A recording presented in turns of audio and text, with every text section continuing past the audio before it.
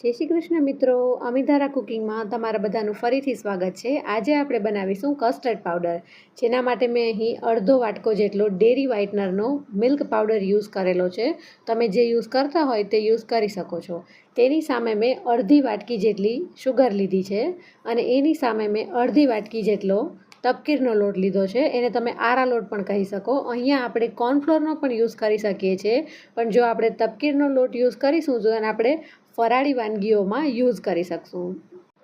બધા જ ગુજરાતીઓના ઘરમાં એકાદશીનું વ્રત તો થતું હોય છે, તો તેમાં બનતી દૂધની આઇટમોમાં આપણે કસ્ટર્ડ પાવડરનો યુઝ નહીં કરી શકીએ જો આપણે એમાં કોર્નફ્લોર એડ કરીશું। એ માટે આપણે અહીં આરા લોટ લીધેલો છે, તપકીરનો લોટ।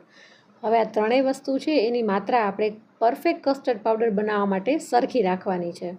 ત્યારબાદ હું અહીં થોડો એવો લેમન ફૂડ કલરનો યુઝ કરીશ। જો તમે ફૂડ કલર ન નાખવો હોય તો તમે તેને સ્કીપ કરી શકો છો। હવે આ બધી વસ્તુને આપણે ગ્રાઇન્ડ કરી લેશું। ખાંડ છે એને આપણે સૌથી પહેલાં દળી લેશું, જેથી કરીને સારી રીતે દળાઈ જાય। એ માટે અડધી વાટકી ખાંડ છે એને હું મિક્સર જારમાં લઈ લઈશ અને તેની સાથે આપણે અહીં ફૂડ કલર છે એને પણ એડ કરી દઈશું। મિક્સર જાર બંધ કરી અને એને સારી રીતે દળી લઈશું।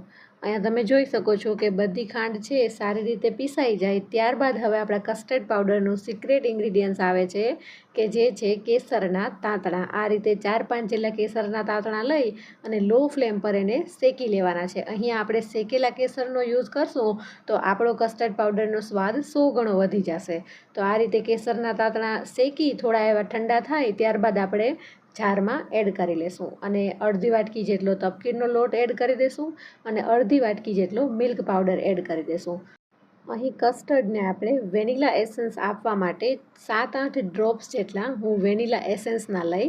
તમે લોકો અહીં જે પણ ફ્લેવર આપવો હોય તે ફ્લેવરનું એસેન્સ લઈ શકો છો, જેમ કે મેંગો ફ્લેવર છે, ચોકલેટ ફ્લેવર છે। તમારે જે ફ્લેવરનો કસ્ટર્ડ બનાવવો હોય તે ફ્લેવરનું એસેન્સ આમાં એડ કરી શકો છો।